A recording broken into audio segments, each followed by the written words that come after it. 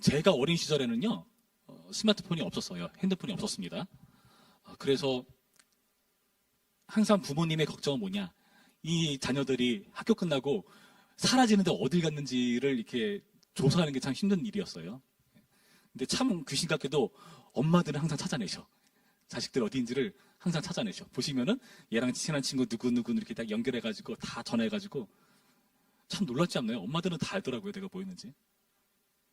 예, 뭐 모르는 경우도 있지만 아는 경우도 많아서 놀랄 때가 있습니다. 저 같은 경우는 한참 친구네서 놀다가 밤늦게까지 놀다가 친구 엄마한테 이렇게 친구 엄마가 불러요. 야, 너 엄마한테 전화 와서 가서 받으면은 너 어디야? 하면서 빨리 오라는 거죠. 예.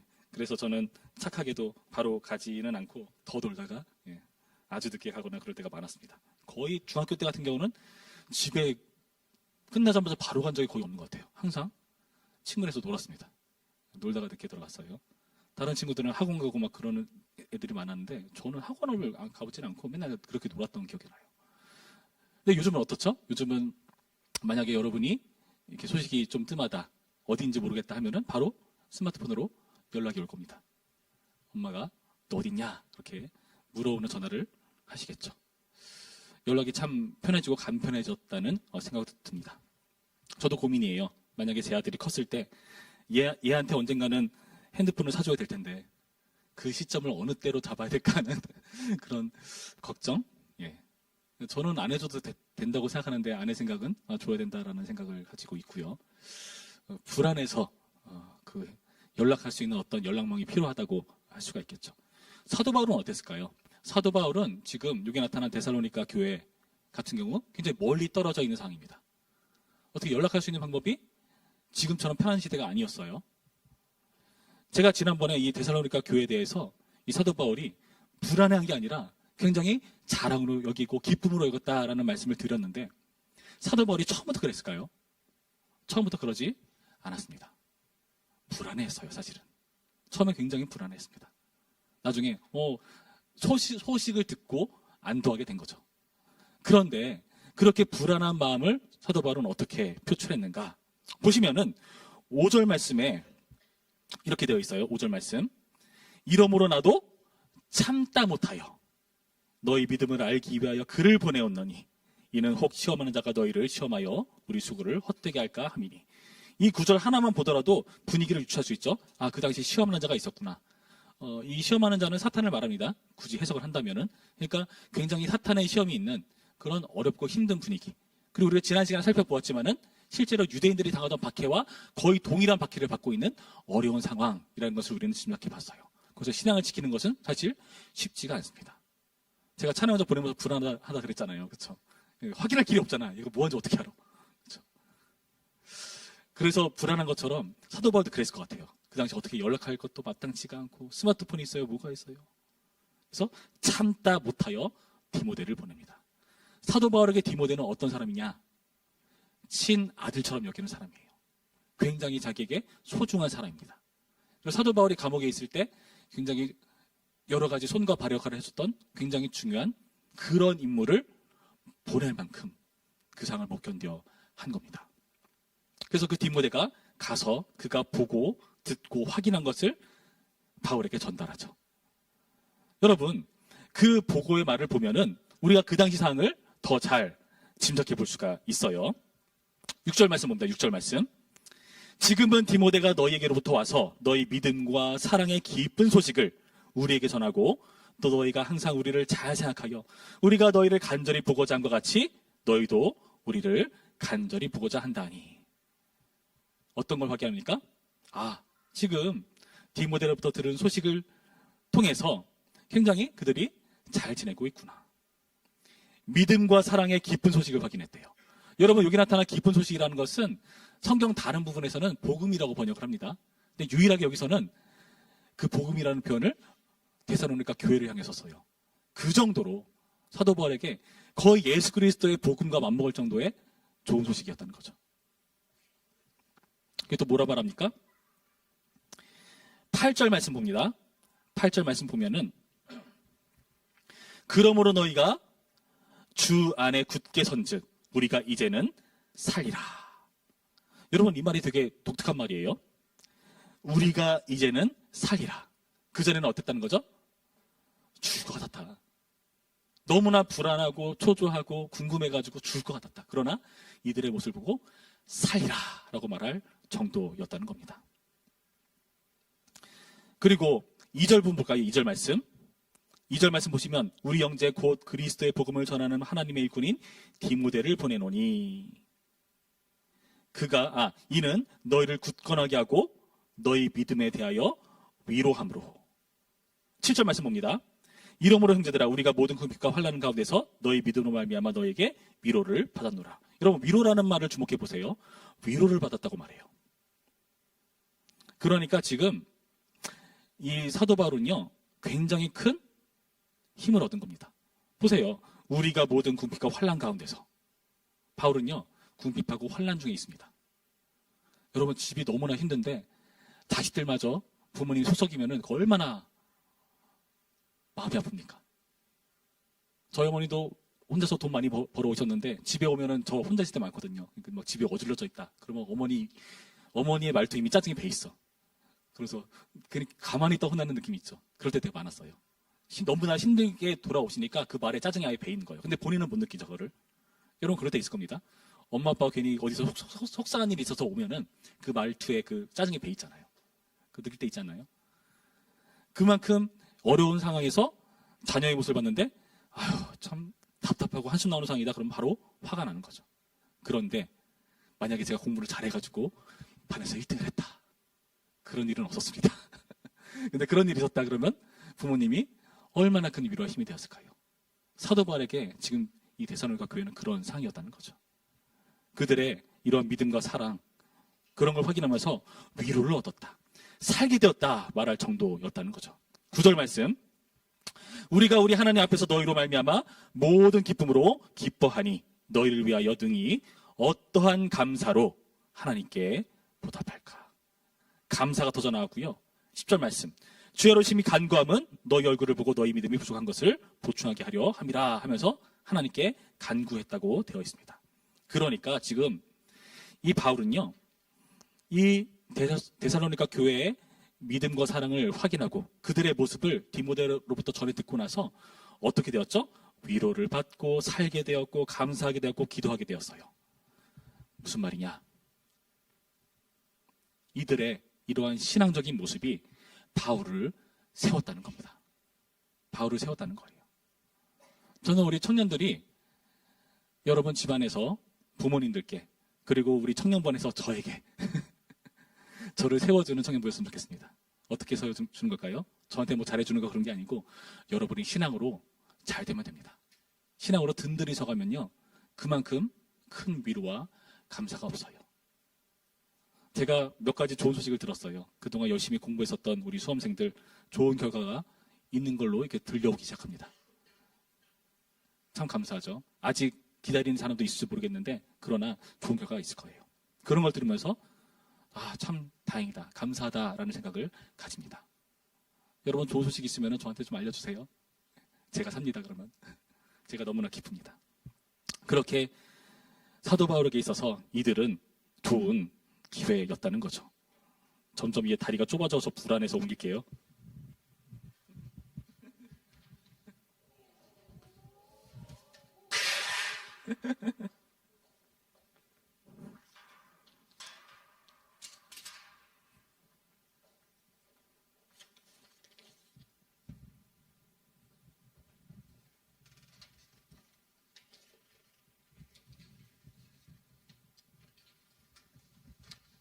여러분 저는 청년부에서 이러한 바울이 들었던 소식과 같은 것을 좀 듣고 확인했으면 좋겠어요. 그리고 여러분도 특히 목자분들 같은 경우는 모관 식구들의 가운데서 그런 소식들을 들으면 얼마나 기쁘고 좋습니까? 그렇지 않나요? 목장 모임하면서 그런 삶을 나누라는 게 그런 소식들을 있으면 같이 나누고 기뻐하고 어려운 일 있으면 서로 돕고 기도하라 뭐 이런 거 아니겠습니까? 우리가 듣고 싶은 이야기가 바로 이런 이야기라는 거죠. 이 데살로니가 교회의 모습은요. 바울을 세웠습니다. 바울을 살렸어요. 그런데 이렇게 데살로니가 교회가 바울을 세운 것이 사실 바울이 뿌린 사역의 결과입니다. 바울이 뿌린 사역의 결과예요. 여러분 바울은 어떻게 했습니까? 2절 말씀 볼까요? 우리 형제 곧 그리스도의 복음을 전하는 하나님의 일꾼인 디모데를 보내노니. 자, 봅시다. 디모데를 보내는데 그 디모데를 어떻게 수식하죠? 그리스도의 복음을 전하는 하나님의 일꾼. 뭘 전한다고요? 복음. 복음을 전하니까 복음으로 응답을 받는 거예요. 아까 우리 읽었던 2절. 아무도 이 여러 환난 중에 우리 형제 곧 그리스도의 복음을 전하는 하나님의 일꾼인 디모데를 보내노니 이는 너희를 굳건하게 하고 너희 믿음에 대하여 위로함으로. 위로를 전했대요. 그러니까 아까 확인했듯이 위로를 받는 겁니다. 바울의 헌신의 결과라는 거죠. 바울은요, 디모데를 파송하면서 복음에 대해서 복음으로 응답받았고요. 위로에 대해서 위로로 응답을 받은 겁니다. 여러분, 바울은 어떤 환경이었죠? 아까 얘기했듯이 곤란한 중에 있었다고 말하잖아요. 죽을 것처럼 괴로운 상황도 있었다고 얘기를 해요. 그런 가운데에서 힘들게 그 한계 속에서 뿌린 그 씨앗의 열매를 확인하는 겁니다. 여러분, 이 원리를 여러분 잘 기억하셔야 돼요. 우리가 어떤 일을 할 때 그 결과가 바로바로 눈에 나타나면은 참 재밌습니다. 그렇지 않던가요? 제가 어디서 들으니까 사람들이 게임에 중독되는 이유가 게임은 공부랑 달라요. 게임은요, 내가 노력한 대로 레벨업을 하고 그게 눈에 보입니다. 주변에서 나를 우러러보고 그러니까 자꾸 그 안으로 들어가는 것 같아요. 자꾸. 그게 쉽게 확인된다는 거죠. 그러니까 중독이 된대요. 근데 공부는 왜 중독이 안 되느냐? 그 성과가 바로 보입니까? 안 그렇잖아요. 그렇죠? 그래서 다들 공부했지. 여러분, 이렇게 어렵고 힘든 상황 가운데 우리가 뿌려야 그 열매를 얻을 수가 있는 거예요. 우리 청년부안에서도 우리가 뭔가 새로운 모습, 부흥과 그런 능력과 은혜들을 확인하기 위해선 우리가 뿌려야 합니다. 뿌린다는 것은 뭐죠? 뿌린다는 것은 노동하는 거죠. 누군가의 헌신과 희생이 필요합니다. 여러분이 청년부 예배 딱 들어왔을 때 우리 찬양팀이 열심히 찬양을 하고 있잖아요. 찬양팀이 바로 짠 나와서 하면 찬양이 나오나요? 아니요. 1시간 좀 더 와서 연습을 해야 돼요. 희생과 헌신 때문에 찬양이 가는 겁니다. 그럼 어떤 열매가 와야 되죠? 여러분이 큰 소리로 찬양하고 손뼉 치고 막 은혜롭게 찬양을 해야 그 열매가 확인되는 거죠. 근데 입 다물고 가만히 있고 이러고 있다가 있으면 너무나 힘이 되는 겁니다. 여러분, 무슨 말이냐 하면은 우리가 위기 속에서 한계 속에서 저는 여러분이 씨앗 뿌리는 일을 멈추지 않았으면 좋겠어요. 그리고 어떨 때는 너무 눈치 보지 않았으면 좋겠어요. 특히 청년회 때 그럴 때가 많잖아요. 주변 분위기를 보면서 내 친구들의 미래의 모습을 확인하면서 자꾸 나를 비교하죠. 내가 가야 할 길과 친구들이 가야 할 길은 다릅니다. 근데 자꾸 비교하게 돼요. 내가 그 친구들보다 뒤처지나? 다른 사람들 저렇게 하던데? 그걸 비교하면서 여러분이 여러분만의 사명과 비전을 찾기보다는 그냥 남들과 비슷해지려 하는 것은 아닌가 돌아봐야 됩니다. 하나님께서는 여러분에 대해 원대한 계획과 꿈을 가지고 계십니다. 여러분, 그것을 찾아가는 게 비전이에요. 근데 그것과 상관없이 그냥 내 앞가림만해서 내가 먹고 살 수 있는, 돈을 많이 주는, 나에게 워라밸이 보장되는 그런 거를 찾아가다 버릇하면은 여러분, 하나님의 사명과는 멀어질 수가 있어요. 그러면 그게 여러분에게 절대로 기쁨을 주지 않습니다. 왜냐하면 우리에게 하나님의 창조 목적은 하나님의 그 창조 목적을 우리가 따라갈 때에 우리가 기쁠 수 있게 지어졌거든요. 여러분, 그거 명심하셔야 돼요. 한계 속에서 여러분이 씨앗을 뿌리시기 바랍니다. 근데 목사님, 그래도 바울은 바울이잖아요. 우리는 바울이 아니잖아요. 우리는 아무것도 못할 것 같은데요. 여러분, 그렇지 않습니다. 여러분, 바울은요, 디모데를 파송한 것뿐만이 아니라 어떻게 했냐면은 기도했어요. 10절 말씀 봅니다. 바울이 주야로 심히 간구했다고 되어 있잖아요. 근데 우리가 잘못 읽으면은 이렇게 해석할 수 있어요. 디모데가 와서 그런 보고를 해줬으니까 그걸 듣고 얘네들이 잘 나가고 있구나. 더 기도해줘야지. 우리가 이렇게 인과관계를 오해할 수가 있어요. 근데 그렇지 않습니다. 6절 말씀 볼까요? 6절. 이 편지를 쓸 당시에 바울이 뭐라고 말하는지 보세요. 지금은 디모데가 너에게로부터 와서 너의 믿음과 사랑의 기쁜 소식을 우리에게 전하고. 지금 확인한 거예요. 바울은 지금 확인했다고 하고 바로 편지를 쓴 겁니다. 그러면서 주야로 심히 간구함은이라고 쓰잖아요. 무슨 말입니까? 그 전부터 그렇게 기도해 왔다는 것을 표현하는 거예요. 소식을 듣고 기도한 게 아니라, 간을 보고 기도한 게 아니라, 가능성이 보이네 하고 기도한 게 아니라 그 전부터 기도를 하고 있었다는 거예요. 주야로 심히. 여러분 기도하십니까?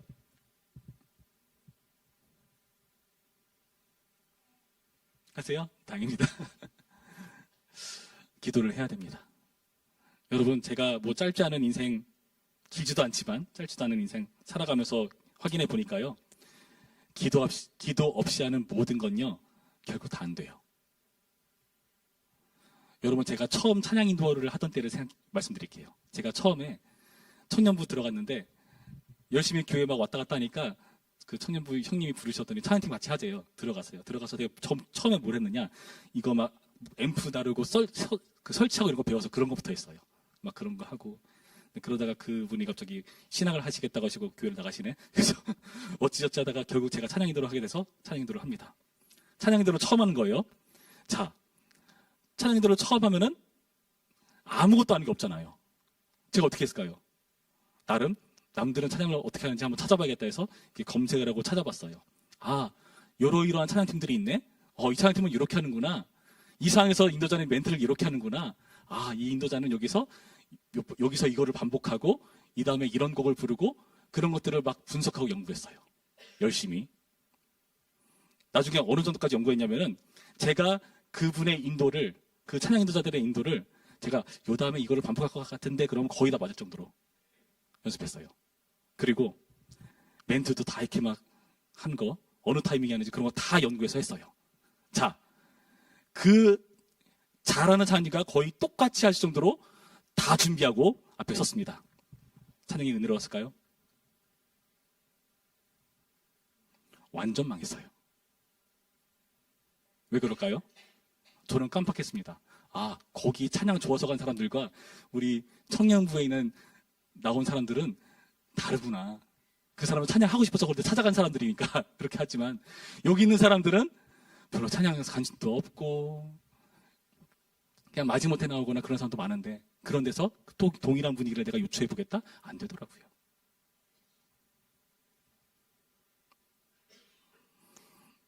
여러분, 그런 어려움과 한계가 있을 때 저는 그때 뭘 생각했냐면은 아, 이게 방법이 아니구나. 또 다른 방법이 있구나. 그때 하나님을 찾기 시작했고요. 말씀을 보기 시작했고요. 찬양이 뭔지를 고민하기 시작했고요. 제일 중요한 것, 기도하기 시작했습니다. 여러분이 지금 준비하고 있는 그 모든 것들, 제가 장담합니다. 기도하지 않으면 잘 되는 것처럼 보일지 몰라요. 그러나 여러분, 나중에 후회할 일이 생깁니다. 기도하셔야 됩니다. 사도 바울이 그랬어요. 사도 바울은 주야로 심히 간구했다고 되어 있어요. 그 기도 내용이 뭘까요? 유추해 볼까요? 11절 말씀. 11절부터의 기도 내용을 보면은 아, 이런 기도를 했겠구나라고 알 수 있어요. 항상 하던 기도니까. 하나님 우리 아버지와 우리 주 예수는 우리 길을 너희에게로 갈 수 있게 하시오며. 뭡니까?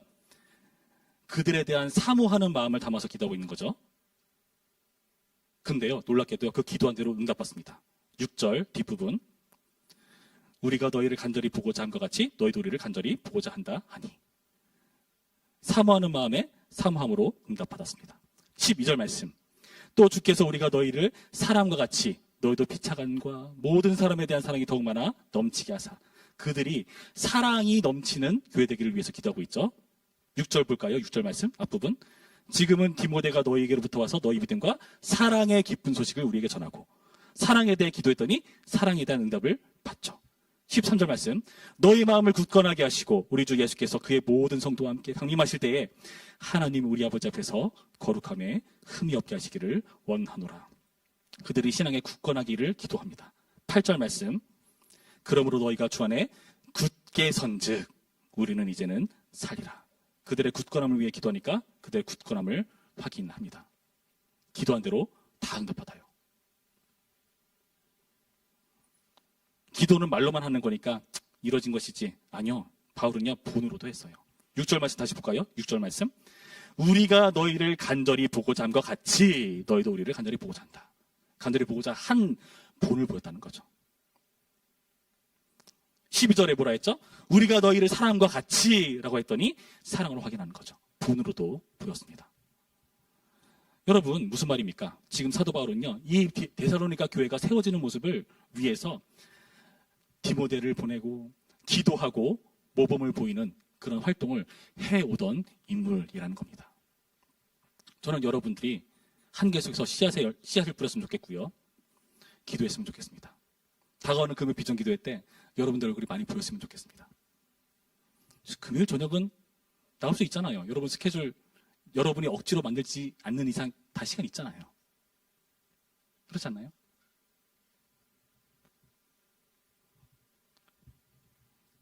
모범을 보였으면 좋겠습니다. 그리고 우리에게 모범을 보이신 예수님을 우리가 주목했으면 좋겠어요. 성탄절이 어떤 날입니까? 예수님께서 이 땅에 오신 날이죠. 여러분, 이 성탄절에 예수님을 확인하셔야 되고요. 그 예수님을 우리만 누릴 것이 아니라 우리만 누리고 끝나는 성탄절이어서는 안 되고요. 우리를 통해서 다른 사람들에게 그 예수님 모습이 흘러가야 합니다. 우리야 뭐 이렇게 설교라도 듣고 교회라도 나오니까 예수님 소리 하나라도 듣죠. 세상은요, 예수님 관심 없어요. 예수님 왔다는 그 날에 쉰다는 거 하나로, 그리고 성탄절의 분위기, 빨간색과 녹색의 향연, 아무튼 뭐 이런 여러 가지 것들로 그들은 즐기는 데 바쁘죠. 연인의 시간으로 바뀌어버렸고 자녀들은 선물 받는 시간으로 바뀌어버렸고, 그런 이상한 변질된 성탄을 그들은 진리로 삼고 있다는 겁니다. 여러분들이 성탄의 의미를 보여주셔야 됩니다. 오늘 우리가 그 배달을 할 텐데요. 저 뒤에 보면은 그 상자가 3개가 있죠. 종이 가방이. 저거를 하나씩 가져가는데 저로 전달해 드리면서 받으시는 어르신들이 우리를 통해서 예수님을 보는 겁니다. 아니, 이걸 나한테 왜 주나요? 이해 안 될 거예요. 세상의 원리가 아니니까. 성탄절이기 때문에 드립니다. 예수님께서 우리 위해서 사랑을 베풀어 주셨고 그 아들을 우리에게 보내셨습니다. 그래서 우리가 왔습니다. 예수님의 마음을 전하고자 이렇게 선물을 드립니다. 여러분, 그런 일들을 우리가 감당해야 되는 겁니다. 우리 청년부 안에서 저는 여러분들이 이러한 씨앗을 많이 뿌렸으면 좋겠습니다. 저도 더 많이 노력할 거고요. 여러분들도 같이 잘 해주셨으면 좋겠어요. 예배만 왔다가 돌아가지 마시고, 그래서 제가 다음 내년도에 계획하는 거 있잖아요. 부서별 활동 꼭 한 사람당 하나씩 맡으셔가지고 그 활동을 꼭 해주시기 바랍니다. 재능 있는 친구들이 너무 많아요. 근데 그 재능을 하나님이 주신 건데 하나님 위해 써야죠. 그렇죠? 여러분 먹고 살기 위해 쓰는 게 아니라 당연한 거긴 하시지만은 그 모든 목적이 하나님의 영광을 위해서 써야 되는 거죠. 부서 활동을 통해서 교회를 섬기고, 여러분 가운데 컴퓨터를 잘하는 친구 있으면은 그런 컴퓨터 능력으로 섬기고, 외국어를 잘하면 그 능력으로 섬기고, 문서 편집을 잘하면 그 능력으로 섬기고, 사람들과 교제하고 어울리는 걸 잘하면은 그런 것들을 구성하고 그런 모임들을 만들고 진행하는 걸로 섬기고, 여러 가지 모습들로 여러분 섬겨주시기 바랍니다. 그 모습을 통해서 우리의 은사를 통해서 예수님이 드러나는 겁니다. 우리가 이 성탄 주일에 기억해야 될 하나의 말씀이라는 것을 여러분 기억하시면서 오늘의 말씀을 통해서 우리의 씨뿌림과 기도와 모범으로 우리 청년부가 세워졌으면 좋겠습니다. 그리고 우리 청년부가 세워질 때에 이 모임 가운데 들어오는 많은 사람들이 그 모습을 통해서 세워질 겁니다. 이 일에 함께 마음을 좋기로 다짐하는 오늘의 말씀이기를 주님의 이름으로 축원합니다.